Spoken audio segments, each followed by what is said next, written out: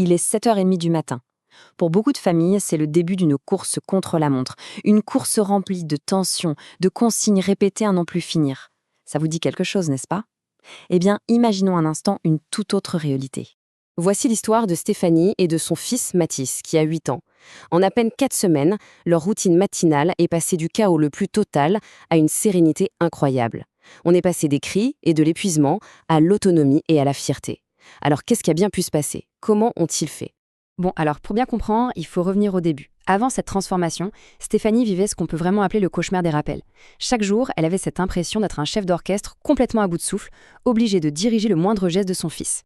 Tout commençait pourtant normalement. Une consigne simple, dite calmement: Mathis, habille-toi. Une demande tout à fait banale pour démarrer la journée. Sauf que, quelques minutes plus tard, rien. Rien n'a bougé. Alors forcément, le ton monte d'un cran. La patience commence déjà à s'user. Et puis, c'est l'explosion.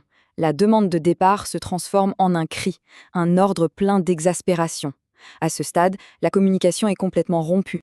30, c'est le nombre de fois que Stéphanie devait répéter ses consignes, chaque jour.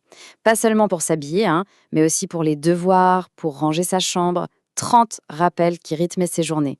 C'est un fardeau mental et émotionnel qui est juste énorme. Face à cette situation, Stéphanie se sentait complètement perdue. Et coupable aussi. Elle en venait à se demander: mais est-ce que mon fils est paresseux? Qu'est-ce que je fais de travers? Si ce sentiment vous parle, sachez une chose: ce n'est ni une question de mauvaise volonté de la part du parent, ni de paresse de la part de l'enfant. Pour sortir de cette impasse, il faut d'abord comprendre pourquoi rien ne change. Quelles sont les vraies racines du problème? Parce qu'en fait, le souci ne vient pas de l'enfant lui-même, mais plutôt du système qui s'est installé sans que personne ne s'en rende compte. En réalité, il y a 3 raisons fondamentales qui expliquent cette passivité. D'abord, le parent est devenu, en quelque sorte, la mémoire externe de l'enfant. Ensuite, l'enfant a pris l'habitude d'attendre que le ton monte avant de réagir. Et enfin, il ne subit jamais les vraies conséquences de son inaction. C'est un véritable cercle vicieux qui s'auto-alimente. Le parent pense bien faire, il pense aider, mais en réalité, chaque nouveau rappel envoie un message au cerveau de l'enfant. La première consigne ne compte pas, je peux attendre. Du coup, la répétition ne fait qu'aggraver le problème, et c'est là qu'est la clé.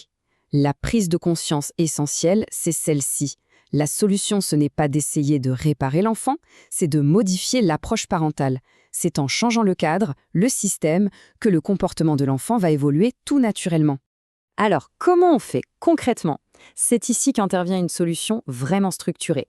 Une méthode en 4 niveaux, pensée pour construire l'autonomie en transférant petit à petit la responsabilité du parent vers l'enfant. Le premier niveau est simple. On arrête de crier depuis l'autre bout de la maison. Le parent se déplace, il accompagne physiquement l'enfant et il le guide avec des questions du genre « Ok, par quoi on commence ?» Le parent guide, mais c'est l'enfant qui fait. L'action lui appartient. On passe ensuite au niveau 2. Là, le parent commence à prendre un peu de distance. On donne l'instruction une seule fois, avec un délai clair. Dans 10 minutes, je reviens voir. Et si ce n'est pas fait, on applique une conséquence logique qui a été annoncée à l'avance. Sans cri, sans négociation. Au 3e niveau, on passe à l'autonomie avec un filet de sécurité. L'enfant gère ses routines tout seul. Le parent fait confiance et n'intervient qu'en cas de gros problèmes. Et surtout, il laisse l'enfant faire face aux petites conséquences de ses oublis. Par exemple, arriver à l'école sans son cahier de devoirs.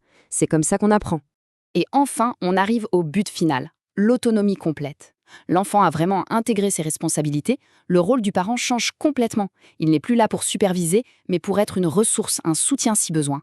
La charge mentale a été transférée. Ce tableau résume tout parfaitement. On voit très clairement comment, à chaque étape, la part de responsabilité du parent diminue pendant que celle de l'enfant augmente. C'est un transfert progressif, une montée en puissance en douceur qui se fait sur 4 semaines. Bon, tout ça, c'est la méthode. Mais en pratique, ça a donné quoi? Quels ont été les résultats concrets pour Stéphanie et Mathis après avoir appliqué ça pendant juste 1 mois? Alors là, le changement est juste spectaculaire.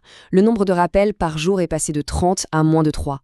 C'est une réduction de 90%. Ça a complètement transformé l'ambiance à la maison. Ce parcours s'est vraiment déroulé pas à pas. La première semaine, c'était pour apprendre le fonctionnement. Les 2 semaines suivantes ont servi à intérioriser les tâches. Et durant la 4e semaine, l'initiative a commencé à émerger, ce qui a mené à une autonomie qui dure. Mais au-delà des chiffres, la vraie transformation, elle est humaine. La routine du matin qui prenait 45 minutes de bataille n'en prend plus que 20. Mathis est devenu proactif. Et surtout, la relation qui était tendue est maintenant beaucoup plus apaisée, basée sur une fierté qui est partagée. Et c'est ça le cœur du sujet. L'objectif, ça n'a jamais été d'obtenir une obéissance aveugle. Le véritable gain, c'est que Mathis a développé son propre sens des responsabilités. Il ne fait plus les choses parce qu'on lui ordonne, mais parce qu'il comprend que c'est sa vie, ce sont ses affaires. Cette phrase résume à la perfection toute la philosophie derrière cette approche. L'autonomie, elle ne naît pas de la répétition, mais de la confiance et d'un transfert progressif de la responsabilité. Finalement, ça nous laisse avec une question à méditer. Dans cette quête d'un quotidien plus apaisé, si la solution n'était pas de parler plus, de répéter plus, mais au contraire de commencer stratégiquement à en faire un peu moins.